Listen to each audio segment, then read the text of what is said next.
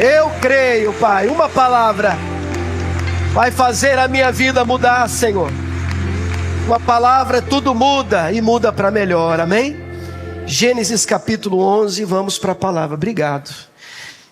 Hoje nós temos um culto, irmãos, de encorajamento. O Espírito Santo tem implantado no meu coração. Essa é uma manhã de encorajamento. Você sabe que existem ministrações, são ministrações de ensino. Nós já tivemos reuniões aqui, manhãs aqui, de doutrinação, de palavra, de um pouco mais de profundidade teológica. Mas nessa manhã eu gostaria de trazer uma palavra de encorajamento. Na verdade, eu até já andei tratando aqui com vocês alguma coisa sobre o assunto, e por isso eu gostaria de fazer um pedido assim de todo o meu coração. Eu gostaria que você ouvisse, mesmo já tendo ouvido algo parecido, mesmo aqui nesse lugar, mas que você recebesse como se fosse a primeira vez na sua vida, que o Espírito Santo, como eu acabei de orar aqui agora, ele possa lustrar, sabe? Ele possa limpar o nosso coração, ele possa tirar aí as teias de aranha e a poeira, e a gente possa percebê-lo aqui nesse lugar por intermédio da palavra. Uma palavra que o Espírito Santo de Deus hoje quer trazer para esta igreja, uma palavra de encorajamento. Você pode dizer amém por isso? Uma palavra de encorajamento. Essa semana eu estive ministrando a nossa igreja lá em Guaíra. Lá nós temos uma igreja batista nacional também, que inclusive é uma missão daqui, e já completou essa semana 2 aninhos lá. Então foi um aniversário da igreja, uma festa que foi feita lá também. Glória a Deus por isso, foi bênção da parte do Senhor. E lá eu me lembrei desse texto, me lembrei dessa palavra, me lembrei de alguém. Essa palavra surgiu quando alguém disse assim para mim, era até uma vendedora, ela falou assim para mim: pastor do céu, você precisa ver, essa semana, pastor, eu quase fechei um negócio. E eu me lembrei do meu pai, porque o meu pai dizia assim para mim, meu pai já está na glória com Jesus, ele diz assim: filho, quase é não. Quase é não. Quase é não. Quando alguém diz assim, eu quase fechei o negócio, o que isso quer dizer? Não fechou o negócio. Quando alguém diz assim, pastor do céu, que culto, olha, eu senti um negócio, um negócio gostoso, eu quase fui batizado no Espírito Santo, o que isso quer dizer? Não foi. Ô pastor, eu assim, quase deu certo, quer dizer que não deu. E aí eu me lembrei, eu penso que o Espírito Santo, uma das funções lindas do Espírito Santo de Deus é nos fazer lembrar de todas as coisas. Eu me lembrei desse texto de Gênesis no capítulo 11, o verso de número 31, que eu uso aqui a título de introdução. Mas eu gostaria que você lesse comigo. Gênesis 11, 31, na Almeida Revista e Corrigida, diz assim, eu vou ler o 31 e o 32. E tomou Terá, eu vou ler Terá, minha Bíblia traz acento aqui, tem gente que eu já vi, pastores lendo Tera, né? Mas eu vou ler Terá, era o nome do pai do Abrão, tá certo? Tomou Terá a Abrão, seu filho, e a Ló, filho de Arã, filho do seu filho, e a Sarai sua nora, mulher do seu filho Abrão, e saiu com eles de Ur dos Caldeus, para ir à terra de Canaã. Daqui a pouco a gente lê isso de novo. Vieram até Harã e habitaram ali. E foram os dias de Terá 205 anos. Viveu bastante, né? E morreu Terá em Harã. Diga glória a Deus. Eu gostaria de tratar com vocês nessa manhã sobre o tema o lá de Deus. Mas eu vou explicar ao longo da mensagem o que eu quero dizer com o lá de Deus. Todos nós temos um propósito de Deus para a nossa vida. Vocês acreditam nisso? Tem gente que não crê mais nisso não, irmãos. Tem gente mesmo dentro da igreja que quando você fala com ele sobre o propósito de Deus, propósito divino, ele realmente já não acredita nisso. É verdade que existem propósitos da parte de Deus que são comuns e gerais a todo ser humano. Por exemplo, a Bíblia nos aponta que é desejo do Senhor, a vontade de Deus para a nossa vida, de todo crente, é a santificação. Então esse é um propósito comum a todos nós, mas existem propósitos, e eu particularmente creio nisso, além dos gerais, dos comuns, existem propósitos que são específicos. Existem tarefas específicas da parte de Deus para cada um de nós. Eu creio em propósitos também específicos. Por exemplo, eu sou a pessoa mais feliz da terra quando eu estou aqui falando de Jesus para vocês. Para mim, o meu tanque enche de alegria. Eu gosto, eu me realizo, eu não me vejo gastando ou fazendo outra coisa da minha vida. Eu entendo ser esse um propósito específico, um lá de Deus para mim. Repito, um lá de Deus para mim, um lugar para onde eu quero continuar remando, caminhando, correndo, como um alvo de Deus para a minha vida. Como disse Paulo, eu esqueço das coisas que para trás ficam e eu prossigo para aquelas que estão diante de mim. Paulo chama de o alvo, e nessa manhã eu quero chamar carinhosamente de o lá de Deus para a minha vida, o lá de Deus para a sua vida, o lá de Deus, o propósito de Deus, o alvo do Senhor para esta igreja. Eu acredito que Deus tem, a Bíblia diz isso, que nós devemos não nos conformar com esse mundo, mas transformar pelo entendimento, a renovação do nosso entendimento, uma mente nova, uma mente renovada, é que vai trazer uma vida transformada, para que experimenteis a boa, agradável e perfeita vontade de Deus. Perceba que existe uma boa, uma agradável, uma vontade, uma perfeita vontade de Deus para mim e para você também. Você pode dizer amém por isso? Eu creio nisso com força, eu acredito nisso de todo o meu coração. Eu também quero estimular você, quero lembrá-los que a Bíblia Sagrada é um livro que nos encoraja a terminar as coisas que a gente começa. Existem inúmeros textos que apontam isso. É melhor o fim das coisas do que o começo. Daniel termina com esse versículo dizendo: tu porém vai até o fim. Apocalipse, então, que é o final, é o nosso livro de conclusão, é o nosso livro de vitória. Diversas vezes, acredito até que foi o pastor Miguel uma vez trouxe aqui uma palavra e leu aqui uns 10 versículos de cara dizendo: olha, aquele que perseverar até o fim, aquele que ficar até o fim, aquele que permanecer até o fim, aquele que até o fim, até o fim, até o fim, até o fim. Aí tem um monte de promessa: a coroa da vida, a vitória, vai comer da árvore da vida. Mas isso é só para quem chegar lá. Entendeu? A alusão que eu estou fazendo, isso é só para aquele que chegar lá. Então, por favor, um pedido não é só, eu acredito não ser só do pastor, eu acredito ser um pedido do Espírito de Deus para essa igreja nessa manhã. Não morra quase lá. Não fique no quase lá. A vontade de Deus para nós é que cheguemos lá. É que você alcance o fim. Tão importante como começar bem, e começar bem é maravilhoso. Mas tão importante quanto começar bem é terminar bem. É você guardar a sua fé até o fim da sua carreira. É você entrar nos portões celestiais e ouvir do nosso Senhor e Salvador: servo bom e fiel. Bom e fiel. Aleluia. Vai ser lindo aquele dia e nós vamos fazer uma festança lá. Amém? Agora eu escolho esse texto porque, vamos ler de novo? Gênesis 11, verso 31. Eu percebo alguém com dificuldade de terminar o que começou. Diz assim o texto: tomou Terá a Abrão. Você não precisa gravar todos os nomes, não. O seu filho, o Ló, filho de Arã, filho de seu filho, Sarai, sua nora, mulher de seu filho. Mas o que você tem que gravar aqui é que ele saiu com eles, com toda a família, os agregados, todo mundo, saiu de Ur dos Caldeus. E eles tinham no coração um lá. Tudo bem? Um lá, um destino, um alvo final. Então eles saem de Ur dos Caldeus para ir à terra de Canaã. Esse é o lá do texto, desse texto. Então eles saem, o Terá, que é o pai do Abrão, junta Abrão, junta a família toda, vamos embora, vamos para onde? Vamos lá onde?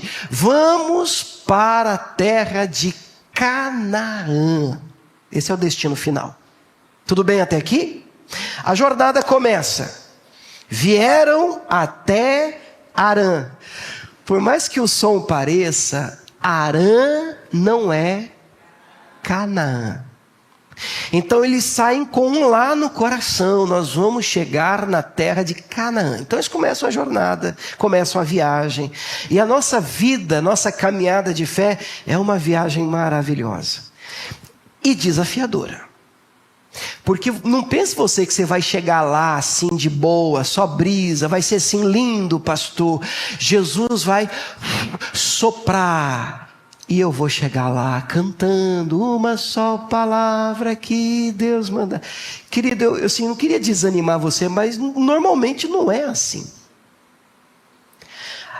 Entre a promessa e o cumprimento da promessa, entre a palavra que te aponta o lá e até você chegar lá, há uma viagem desafiadora, de muitas experiências especiais com Deus, mas também de muitas guerras e batalhas, e você já sabe disso. Eles estão indo para o lar de Deus, eles estão indo para a terra de Canaã, mas por algum motivo que o texto não conta, eles param em Harã. Eles acampam em Harã, eles habitam ali em Harã, e o tempo passa, porque o texto termina dizendo que foram os dias de Terá, 205 anos. E como é que termina o texto? Morreu Terá. Onde? Em Harã. Mas onde que ele queria chegar? Canaã. Então ele morreu quase lá.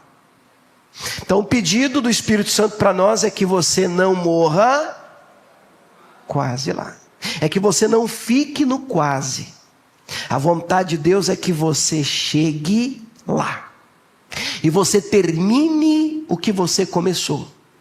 E você abrace todo o propósito de Deus para a sua vida e lute por isso e guerreie por isso, com toda a sua força em nome de Jesus.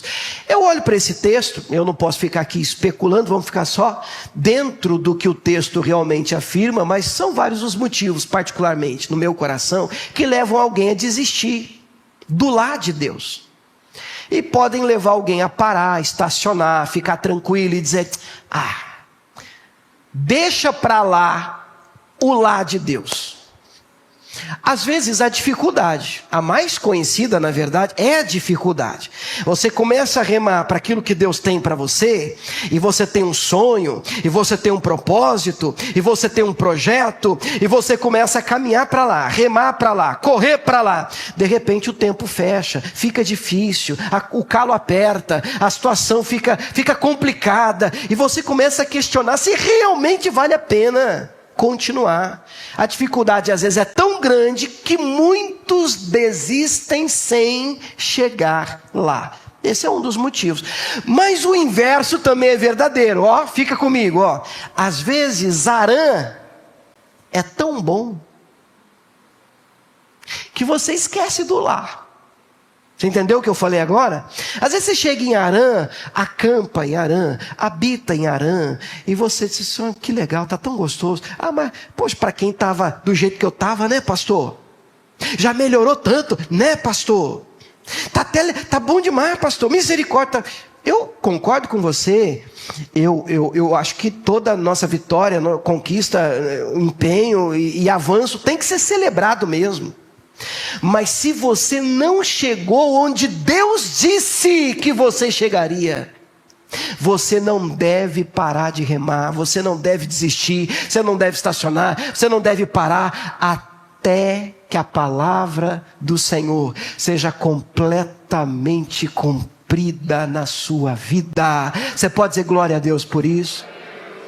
E por que isso é importante? Me lembro, e ainda falando com vocês aqui, depois eu vou para o texto que eu vou considerar principal, mas eu me lembro de uma tempestade que o apóstolo Paulo enfrentou. Em Atos, no capítulo 27, vamos fazer uma visita nesse texto? Se você estiver aí com a sua Bíblia, Atos 27, eu já vou ler de cara o verso 20. Eu acredito que muitos já conheçam o texto, Mas nesse capítulo 27 de Atos, Deus está trabalhando, Deus está operando, como sempre. Deus opera, Deus tem um propósito na vida do apóstolo Paulo, mas ele está preso. E ele está sendo levado como um prisioneiro, dentre tantos outros, no navio, porque ele apelou para César. Ele está indo de navio, de barco, para Roma, para ser julgado lá. E nessa travessia, ele enfrenta uma terrível tempestade. E tempestade na Bíblia é sinônimo de luta, é sinônimo de guerra, é sinônimo de batalha. E o tempo fechou. E a coisa foi tão séria que o verso 20 diz assim: não aparecendo já, havia muitos dias, nem o sol, nem estrelas, e caindo sobre nós uma não pequena tempestade. Olha o resultado da tribulação: fugiu-nos toda a esperança de nos salvarmos. Coisa triste é um crente perder a esperança. E isso acontece. Às vezes tem tempestade tão forte que a gente passa, tem luta, tem momento de adversidade tão grande que nós perdemos, somos tentados a perder a esperança de dias melhores, a esperança de sair dessa, de sair dessa com vida. Às vezes se perde a esperança de experimentar de um casamento melhor. Se perde a esperança de dias melhores, de paz nessa casa, nessa família que vive um perrengue em pé de guerra. Às vezes perdemos, por conta de tempestades, a esperança. E estava assim, já não via sol, já não via estrela, era só escuridão, vários dias. Você sabe que não tinha GPS, eles se guiavam também pelos astros nos céus. Quer dizer, você perde o senso de direção, você não sabe para onde ir, de onde está indo, você está perdido. E era assim que eles estavam no meio dessa tribulação, dessa tempestade. Até que, no versículo 22, Paulo tem uma experiência no barco com Deus. E a minha oração, queridos, é que você tenha uma experiência com Deus. Por que não já nessa manhã, nesse lugar? Deus trate com você. Olha a experiência que ele tem com Deus. Olha o versículo 22.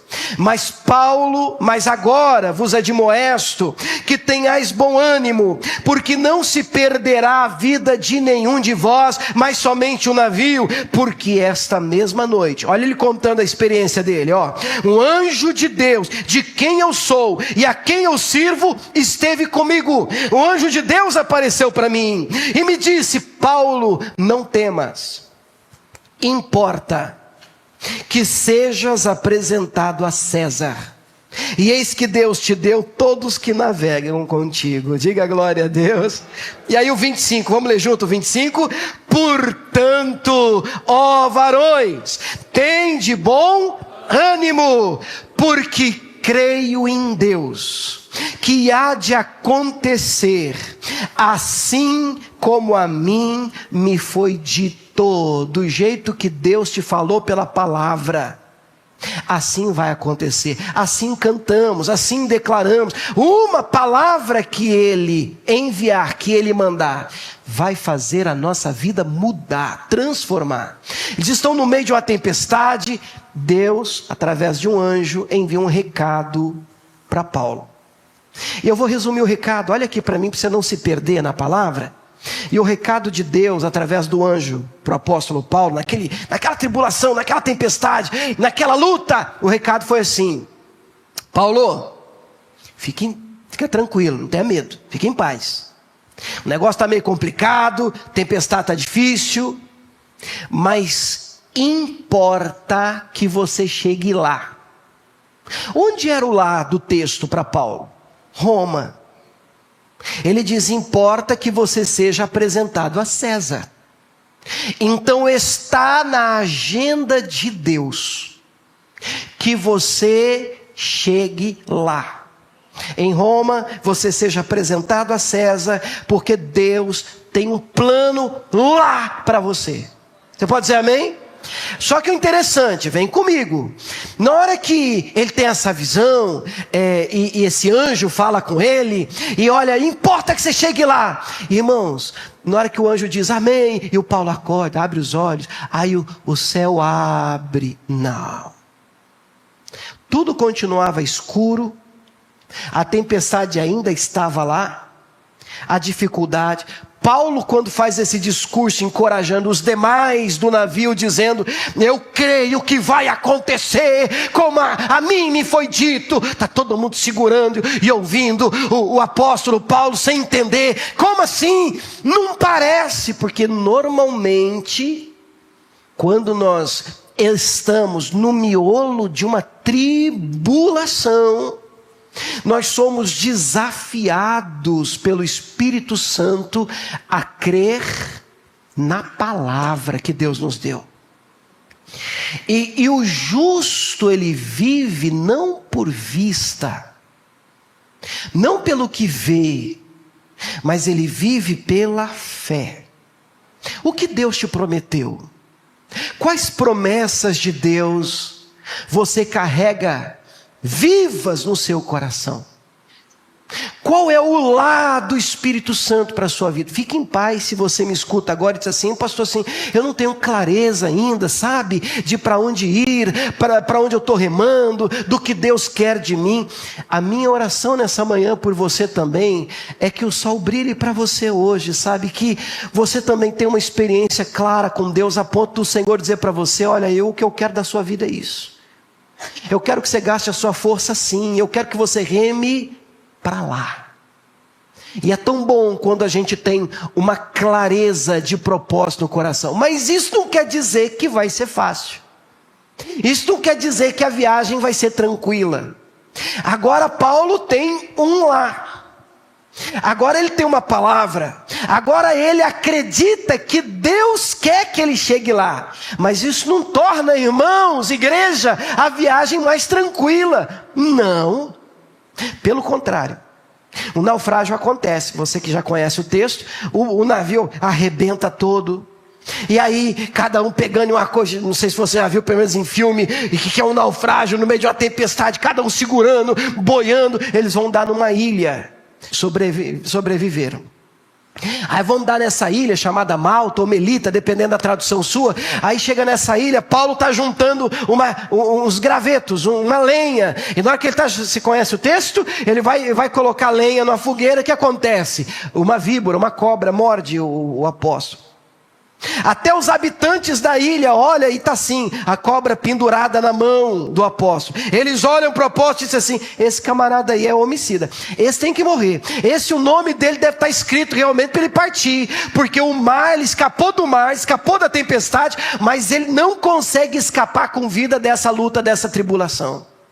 Mas Paulo tem um lá de Deus no coração. Você pode dizer amém? Paulo tem um lá de Deus no coração. O que ele faz? Vem na fogueira assim, esquenta ali, põe no fogo, e aquela víbora larga o apóstolo Paulo. Querido, e ele consegue cumprir a carreira dele chegando lá. Quem entende isso, diga amém. Eu gostaria de ler com vocês Marcos capítulo 4, verso 35. Para mim esse é o texto principal de hoje. Se o seu HD estiver cheio, e você diz assim, pastor, não dá para gravar muita coisa hoje não. Eu vou pedir para você gravar isso. Nós vamos comparar dois textos e eu quero mostrar para você por que é importante você não desistir no quase. Por que é importante você permanecer firme? E não é só uma questão de você vencer. Não, eu venci. Não é só uma questão de você contar sua bênção, seu testemunho na igreja. Não. Tem muito mais do que isso envolvido na viagem. Você pode dizer amém? Muito mais do que isso. Marcos 4, 35 diz assim. Primeiro eu vou ler o 35 com vocês. E eu gostaria que você lesse comigo em voz alta. Vamos lá? Marcos 4, 35. E naquele dia, sendo já tarde, disse-lhes, Jesus disse para os discípulos. O que Jesus disse? Passemos para outra margem. Vamos traduzir esse versículo para a mensagem de hoje. Jesus reúne os discípulos e Jesus diz assim para eles: passemos para o lado de lá. Vamos chegar lá. Onde é o lá desse texto? A outra margem. A outra margem. E o que tinha lá? Pula para Marcos 5:1. Marcos 5:1 diz assim, fica tranquilo que depois a gente lê o recheio do bolo. Mas vamos primeiro pegar os pães. Primeiro, vamos chegar lá. O que tem lá? Marcos 5:1. E chegaram à outra margem do mar. Chegaram lá. O que tem lá? A província dos Gadarenos ou Gerazenos, dependendo da sua versão, a província de Gadar. Você lembra o que tinha lá na província de Gadar? O endemoniado gadareno. É simplesmente, igreja, você que já tem Bíblia aí no coração, você conhece a história, era o homem, de longe, mais endemoniado de toda a Bíblia. E olha que a Bíblia é um livro grosso, hein? Mas o homem mais perturbado da Bíblia inteira estava lá, em Gadar. E para aqueles que lembram, ele morava num cemitério. Se é para dizer que morava, se dá para chamar isso de moradia. Cemitério, ferindo-se com pedras, não vestia roupa, parecia um doido, gritando pelos montes, não dormia, andava de dia, andava de noite. A Bíblia diz que tentaram prender este homem com grilhões, com cadeias, com correntes. Ele arrebentava tudo. A Bíblia diz: ninguém o podia amansar. Ninguém podia tranquilizar. Não tinha conversa com esse homem. Ele era tido como um louco, um maluco. E ele estava lá, esperando por uma libertação que parece teimar em chegar. Ele está lá, esperando a obra de Deus, esperando que um milagre aconteça na sua vida. Você sabe, já entendeu por que a gente precisa chegar lá? É mais do que você, é mais do que o William, é mais do que um evangelho que gira em torno do nosso umbigo, das nossas necessidades. Eu estou falando de um evangelho que no meu coração arde a ponto de eu dizer: Deus, eu não posso desistir. Mas não é só por minha causa, porque tem gente lá para influenciar. Tem gente lá esperando você ancorar. Você não pode dar meia volta no barco. E quando Jesus chega lá, vocês devem lembrar da história. Que história linda de libertação. Esse homem vem correndo para cima de Jesus. E uma batalha espiritual épica. Uma luta é travada. Uma legião, Jesus manda embora. E aquela legião teima. E Jesus diz: como é o teu nome? Somos uma legião, somos muitos. Uma manada de porcos. O texto diz cerca de 2.000 porcos. E os demônios: deixa a gente entrar nos porcos. Jesus permite. Jesus liberta aquele homem, os demônios entram naqueles porcos. E para você ter ideia do negócio, nem os porcos quiseram viver com demônio no corpo. Se precipitaram no mar, despenhadeira abaixo, morreram os 2.000 porcos. 2.000 porcos. Quer dizer que dentro daquele homem, possuindo, perturbando aquele homem, pelo menos 2.000 demônios. Como é que se vive assim? Só Jesus para dar jeito na vida de uma pessoa com tamanha perturbação. Mas o carpinteiro de Nazaré é forte, irmãos. Ele dá jeito em toda a tábua torta. Jesus Cristo é o Senhor. Ele chega, liberta aquele homem. O texto segue dizendo que aquele que era tido como louco, doido, agora ele é visto assentado, vestido em perfeito juízo. Jesus faz isso na vida do ser humano. E aquele homem então, ele pede para Jesus, a Bíblia não diz o nome dele, chama ele agora de ex-endemoniado. Ele diz: Jesus, deixa eu ir com o Senhor. Tem uma vaga no barco para mim? Me leva junto, Jesus, que eu quero ser, quem sabe, mais um dos teus discípulos. Jesus diz: não. Eu tenho um lá para você diferente. Eu quero que você vá para os teus, para a tua casa, para a tua família. E eu quero que você anuncie para eles, que você conte para eles as coisas maravilhosas que Deus fez na sua vida. E o texto termina dizendo que ele foi anunciando em Decápolis, na região toda, o que Deus havia feito para ele. Você percebe que não precisa de uma profundidade teológica para você evangelizar alguém. É só você contar para as pessoas o que ele fez na sua vida. O que ele fez na sua vida? O que de bom Jesus Cristo operou em você? Isso não pode parar em você. Conta para as pessoas. Diga para os outros. E aí me permita a viagem, mas eu já volto para o texto. Mas só uma viajazinha, né? Uma viaginha, sei lá se existe essa palavra. Mas imagine esse homem chegando em casa. Jesus mandou ele para casa. Eu não sei se ele era casado, eu não sei se era pai, se era mãe, eu não sei. O texto não traz essa informação, mas eu fico pensando nele batendo na porta da família dele. Sei lá, se abre um pai, uma mãe, um irmão, uma esposa, um filho. E abre e acredito que não deve ter reconhecido, porque tem obra que Jesus faz na vida da gente que até o nosso semblante muda, queridos. O semblante muda. E abre, pois não? Sou eu, mãe. Eu quem? Seu filho, mãe. Não, meu filho é um endemoniado lá do cemitério. Pois é, mãe. Sou eu. Mas não pode ser. Pode, mãe. Eu tive um encontro com Jesus de Nazaré, mãe. Porque quem tem um encontro com Jesus, muda. Vamos repetir, igreja? Quem tem um encontro com Jesus, muda. Vamos aplaudir a mudança que Deus fez na nossa vida. Ele transformou a nossa sorte. Eita, Deus maravilhoso. Mas olha para mim. Entre a promessa, entre você descobrir e ouvir da parte de Deus, vamos para lá, e até chegar lá, até esse milagre lindo que emociona a gente, até ver gente transformada e abençoada, influenciada por causa da sua história, existe uma viagem. Deixa eu gastar esses minutos finais falando da dificuldade da viagem, porque eu quero preparar você e encorajar você para não dar marcha ré no seu naviozinho, no seu barco. Marcos 4:35, vamos voltar onde a gente começou. E diz assim: naquele dia, sendo já tarde, Jesus diz aos discípulos: passemos para a outra margem, ou seja, a igreja, lembra? Vamos chegar lá. E nós já sabemos o que é que está esperando por ele lá. E eu penso que Cristo também.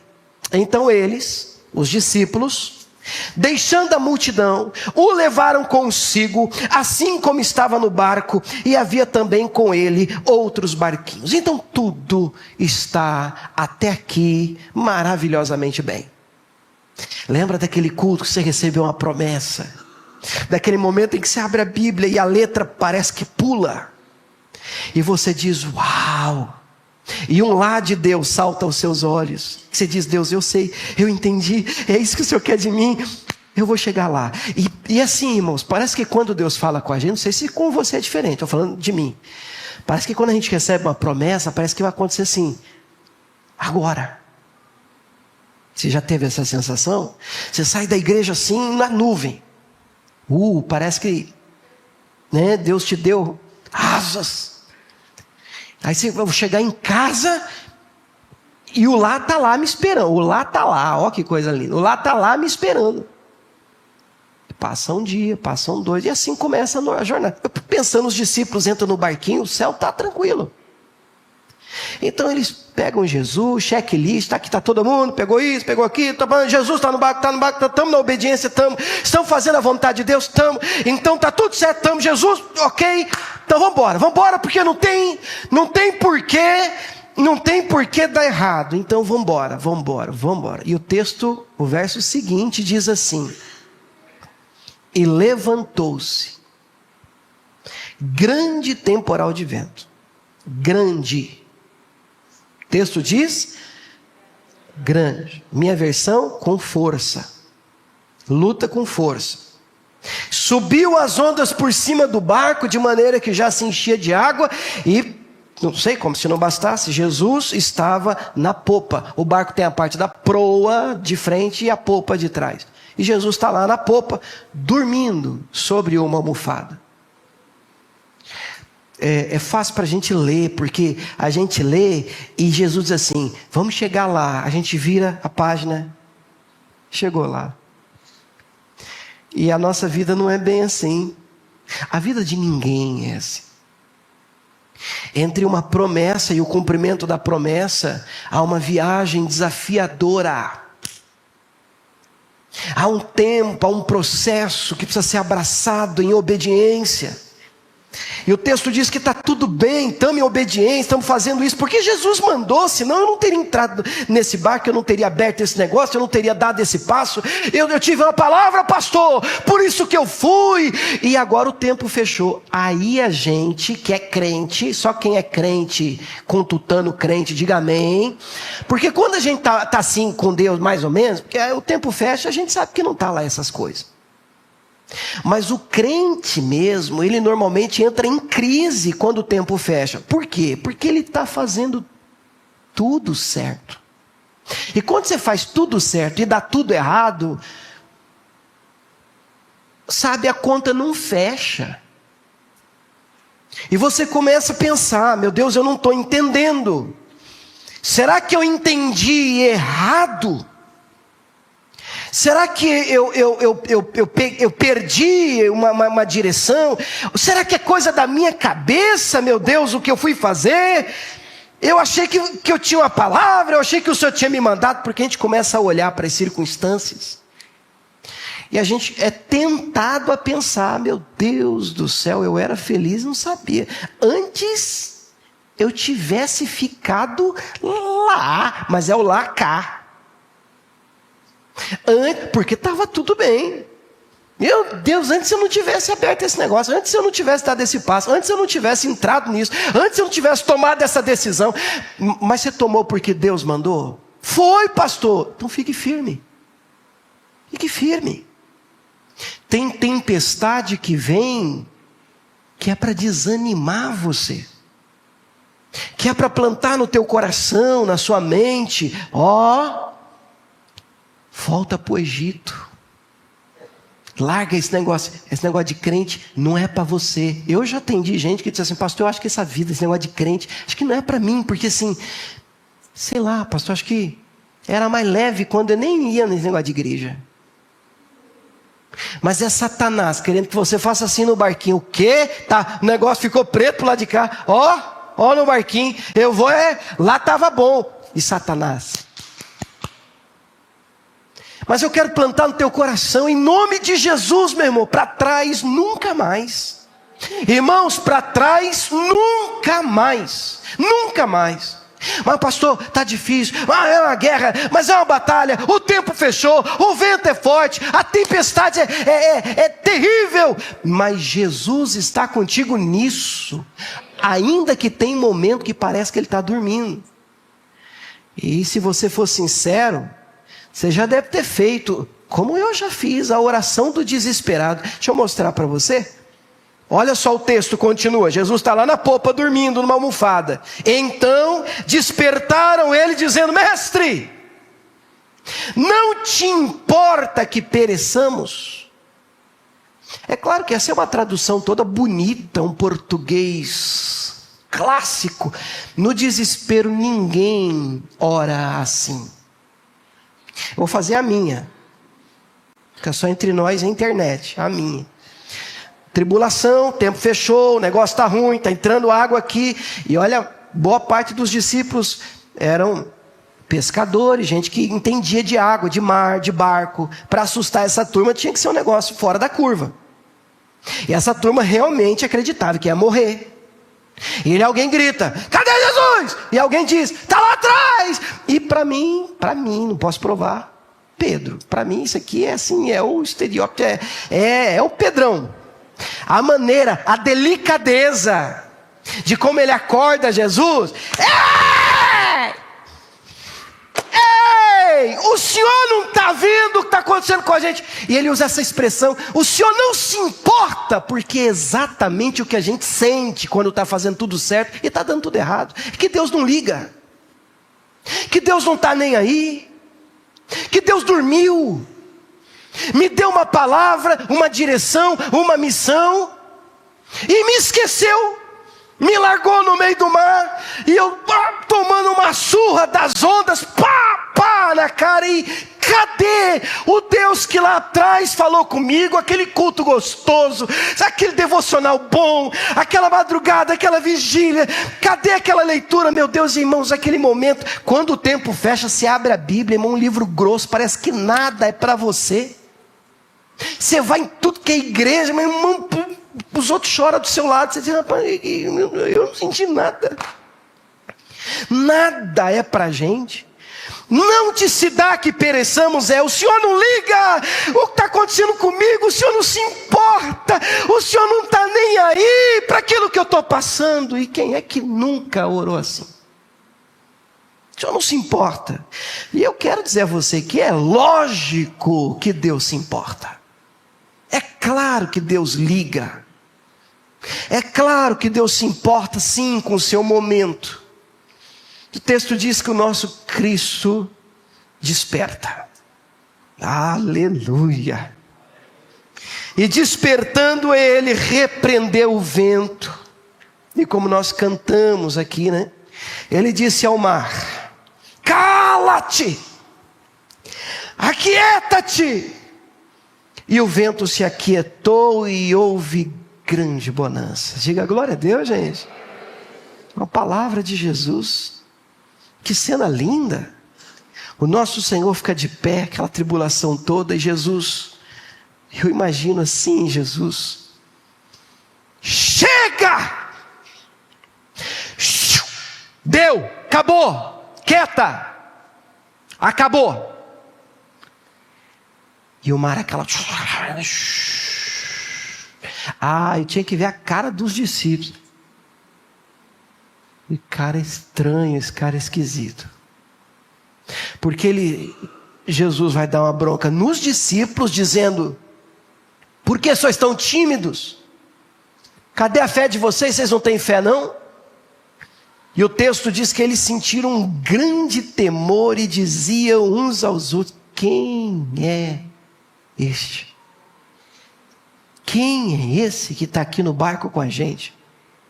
Até o vento, até o mar, até a crise financeira, a crise conjugal, até o problema no casamento, com o filho, lhe obedecem. Quando ele fala, todo joelho se dobra, tudo se curva, porque ele é Senhor, Senhor dos senhores, Rei dos reis. Ele não esqueceu você sozinho nessa viagem. Mas você precisa entender, para trás você não pode voltar. Satanás tem jogado duro com alguns aqui. A travessia entre a promessa e o lar de Deus para você tem sido dias desafiadores. Vento, mar, escuridão, desesperança. Mas que essa palavra seja a palavra trazida por um anjo para dizer: não temas. Importa para Deus que você chegue lá. Deus tem no calendário dele que você ancore lá. Tem gente precisando do seu testemunho lá. Tem gente precisando da sua história lá. Tem gente que vai ser curado lá. Tem gente que vai ser liberto lá. Tem gente que vai ser grandemente abençoado lá. Por isso você não pode desistir aqui. Não é só para você contar o seu testemunho: graças a Deus eu venci, porque eu. Não, estou dizendo, Jesus quer usar a sua vida, a sua história. O Evangelho vai além de você. E a sua vida, se você não desistir, ela vai impactar tanta gente lá. Então, por favor, diz o Espírito Santo, não morra quase lá. Não fique quase lá. Não desista quase lá. Vamos até o fim. em nome de Jesus. Você crê? Você recebe? Vamos aplaudir o nosso Deus.